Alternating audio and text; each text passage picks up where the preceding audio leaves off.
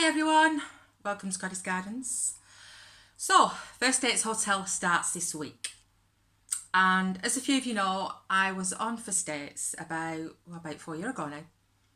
So I just want to tell you a little bit what happened of my experience when I was on First Dates. So they do a lot of background checks. They make sure that you don't know anybody who they've got you lined up for on social media anywhere. Your paths have not got to cross at all. But although there have been a couple of couples that have been together, you know, they have dated before, but because they blocked each other on social media, First Dates didn't know this. And I will say they do everything in their power to find you what you're looking for on paper. Ask you a lot of questions. You go down for your first interview and it's a long, lengthy interview and they ask you a lot about sort of past relationships, what you're looking for, what you're hoping for, physical types, would you date somebody with a disability? There's a lot going on, a lot of questions. So obviously they pay for expenses and you do that and then they try and find somebody. I think they do that when they know they've got somebody. So on the actual day, I was quite excited and I was on a really early train out from Piccadilly, Manchester to London.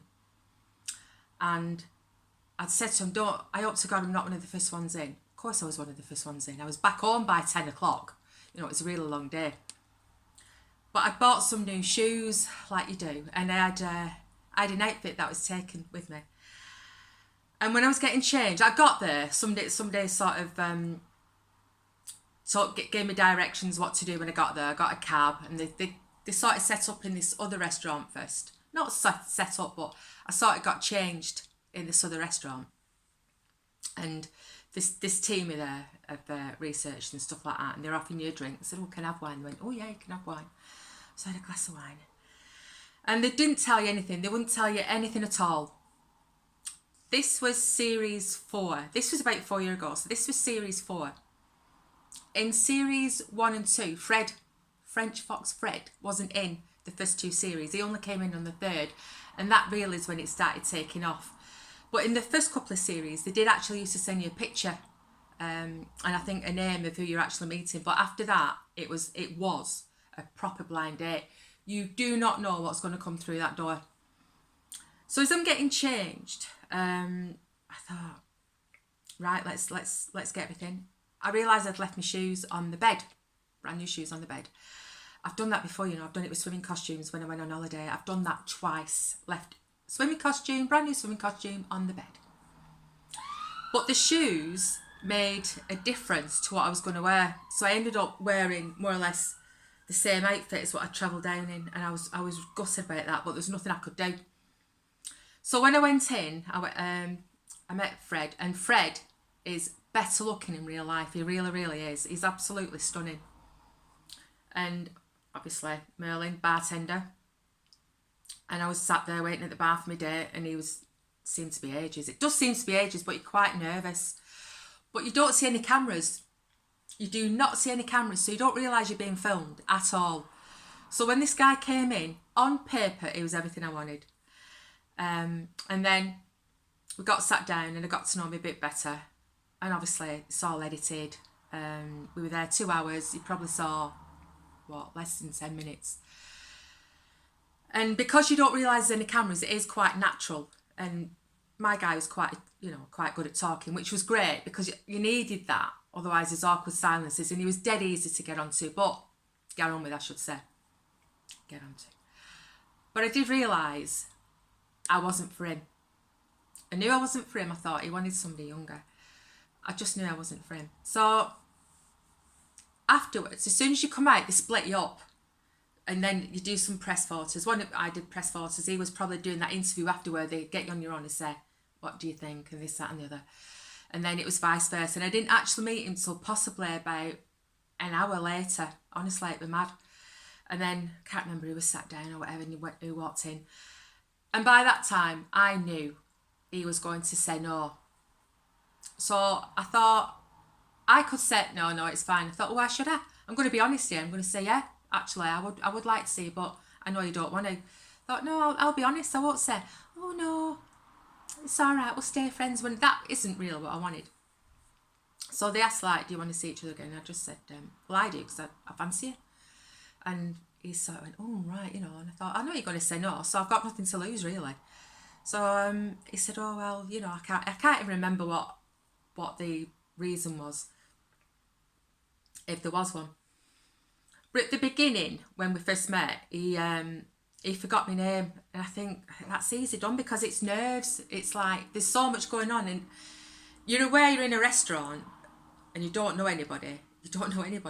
And this total strangers come in. So that's when the nerves kick in a bit. So it is understandable if somebody, you know, forgets your name, sort of. So when he said, oh, you know, you're going to kill me for this, I forgot your name, I just said, Goddess. Where else could it be? So when we finally met up after, and he'd said no, and I said, you know, well, never mind. We decided to go for a drink in Covent Garden. So we had an hour or two there, and we got to know each other a bit better. And that's when I realised he probably wasn't for me at all. He'd been married 3 times for a start. So, but we had a really, really good time. The reality TV is, some of it is more heavily produced than others. And First Dates is not heavily produced. There's only one bit where they ask you to do something, and that's when you go in the toilets. When you go into the toilet, somebody will jump out and say, would you mind phoning somebody? Apart from that, nobody said anything. Honestly, it is, what you see is what it is. It's just 2 people on a date, and because they can't see any cameras, it's really quite natural. I had an absolutely brilliant time. I really, really did. Got home, like I say, about 10, maybe 10:30. It was a really long day, and I think I was back in work the day after. So anybody who's thinking about going on, I said, just apply. Honestly, just apply. They really look after you. And the next day after it had been shown, somebody phoned me and said, what did you think? And they'd said to you, like, on the day, said, oh, you're going to be on such a time, such a day, which I already knew, because the guy I was on a date with must have been checking all the, I don't know what he was checking, CV publications, and he'd found it when it was going to be on. And he'd got in touch with me and told me. So they said, are you going to be on such a day? And I went, all right, you know, as we didn't know. So they said, what we will say is this, keep off social media that night, because people can be quite cruel. And I thought, I will keep off it that night, but my phone was going anyway, so I didn't have time. But who's going to keep, you're bound to look, aren't you? You want to know what people are saying about you. So I did have a look, and most of them were nice, So one or two, like, I think I had too much eyeliner on for somebody. I thought, I can live with that, love. So the next day after it'd been shown, somebody phoned me and said, what did you think? And I said, yeah, because you don't know. It's edited, you do not know what they're going to show. So I said, yeah, I was quite happy with that. And they said, how did you think you did? And I said, well, I don't know, because you told me not to have a look.